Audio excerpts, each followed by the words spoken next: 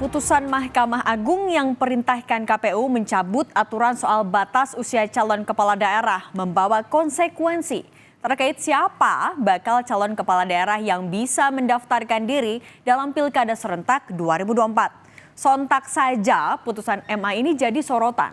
Apalagi ada nama putra bungsu Presiden Joko Widodo, Kaisang Pangarep yang di-endorse Gerindra maju di Pilkada Jakarta.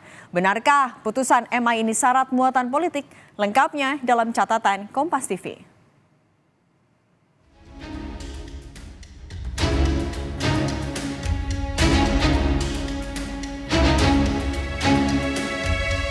Di tengah ramainya poster Kaisang berdampingan dengan keponakan Prabowo Budi Jiwandono, putusan Mahkamah Agung yang mengubah frasa untuk syarat usia pencalonan kepala daerah dalam peraturan KPU menuai kontroversi. Hanya dalam waktu 3 hari, MA mengabulkan gugatan Ketua Umum Partai Garuda Ahmad Ridha Sabana untuk mengubah cara penghitungan usia calon ikut pilkada. Dari yang semula dihitung sejak penetapan pasangan calon menjadi sejak pelantikan calon terpilih. Selain menimbulkan spekulasi ada kepentingan politik di balik putusan yang sangat cepat ini, putusan MA dinilai menimbulkan kekosongan norma karena ada perintah pencabutan PKPU di saat tahapan pilkada sudah berjalan. Jadi ada perintah untuk mencabut, ini yang berbeda dengan putusan 90 yang tidak melakukan perintah kepada KPU. Nah, karena ada perintah dan ini dinyatakan di dalam putusan, maka ini bentuknya adalah order dari pengadilan. Ketika dia melakukan pencabutan, berarti kan ada kekosongan hukum, ada kekosongan norma. Seharusnya pengadilan itu melakukan restrain, pengakangan diri untuk tidak mengeluarkan putusan-putusan untuk melakukan perubahan terhadap aturan-aturan pemilihan umum. Menolak tudingan campur tangan politik di balik putusan ekspres MA ini, Partai Gerindra justru menilai putusan MA sudah tepat dengan menetapkan usia menjabat seseorang saat dilantik, bukan saat pencalonan. Usia itu kan dibuat untuk jabatan, ya. Maka penghitungannya paling pas adalah ketika orang tersebut menjabat, bukan ketika orang tersebut mencalonkan.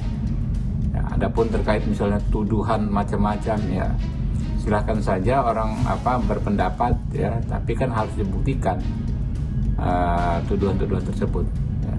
Nggak bisa hanya karena kepentingan politik yang berbeda, lantas seenaknya saja menuduh. Di sisi lain, perubahan frasa dirasa tak logis karena yang digugat adalah syarat pencalonan.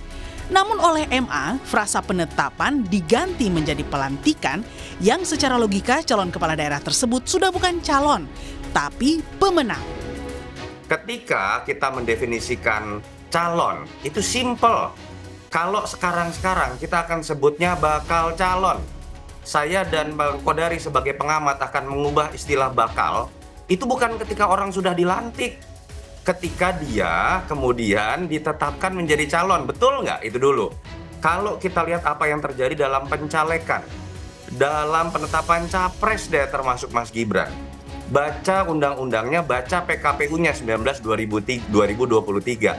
Itu setelah penetapan calon, lalu tiba-tiba MA ini menggunakan logika ngarang dari mana itu saja. Melihat hal ini, pakar hukum tata negara yakin proses di Mahkamah Agung punya pola yang sama dengan yang terjadi di MK. Apalagi pertimbangan hakim dinilai sangat dangkal untuk mengubah peraturan KPU itu. Pertimbangan hukum hakim itu sebenarnya sangat-sangat dangkal. Mulai dari mengacu kepada UUD 45 yang seharusnya tidak dilakukan oleh Mahkamah Agung. Karena Mahkamah Agung itu menguji peraturan perundang-undangan di bawah undang-undang terhadap undang-undang, bukan terhadap UUD 45. Sampai dengan mengasumsikan bahwa ada original intent dari Undang-Undang 10 2016 itu yang mengatur pilkada. Itu katanya memang ada original intent soal mengakomodasi anak muda. Nah, sementara itu tidak pernah dijelaskan, misalnya gitu. Jadi ada penyimpulan yang terlalu terburu-buru. Isu Kaisang ikut pilkada dan putusan kilat Mahkamah Agung membuat publik curiga saling berkaitan.